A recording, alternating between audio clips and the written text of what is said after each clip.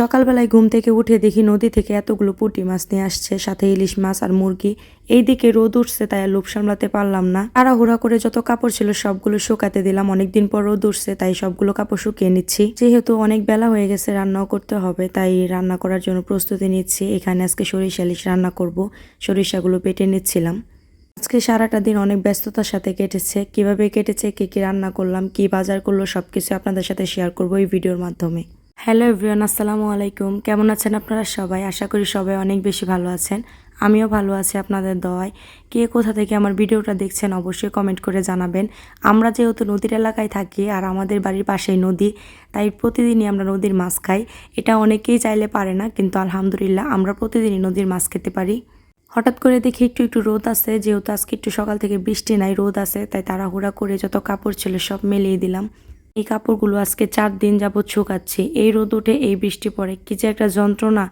শ্রাবণ মাসটা আসলেই মনে হয় সবার বাড়িতে একই অবস্থা। যাদের বাসায় ছোট বাচ্চা আছে তাদের জন্য বৃষ্টি তো একটা অনেক বড় বিপদ। ওইদিকে আমার ভাবি আর আমার বোন পুঁটি মাছগুলো সুন্দর করে পরিষ্কার করে নিচ্ছিল, আর আমি ইলিশ মাছগুলো পরিষ্কার করে নিচ্ছিলাম। আজকে বাসায় মেহমান আছে। ওকে জিজ্ঞাসা করলাম, তুমি কি খেতে চাও, ইলিশ মাছ দিয়ে কি রান্না করব? আপু বললো সরিষা ইলিশ বানাও। আর সরিষা ইলিশ আমারও অনেক পছন্দের একটা আইটেম ইলিশ মাছের মধ্যে। একটা সত্যি কথা বলবো, আমি কিন্তু সরিষা ইলিশ অনেক ভালো রান্না করতে পারি, বুঝছেন। যদি কেউ খেতে চান অবশ্যই আমার বাসায় দাওয়াত রইল, চলে আসবেন। আমি সব রান্নাই আলহামদুলিল্লাহ খুব ভালোভাবেই রান্না করতে পারি। রান্না করাটা আমার এক ধরনের নেশার মতো কাজ করে। আমার রান্না করতে খুবই ভালো লাগে। আমি সারাদিন রান্না করতে পারবো, আমার কোনো সমস্যা নাই। তারপর এখানে সরিষা বেটে নিচ্ছি। সরিষা, কাঁচা মরিচ, তারপর পেঁয়াজ, রসুন এগুলো একসাথে বেটে নিব।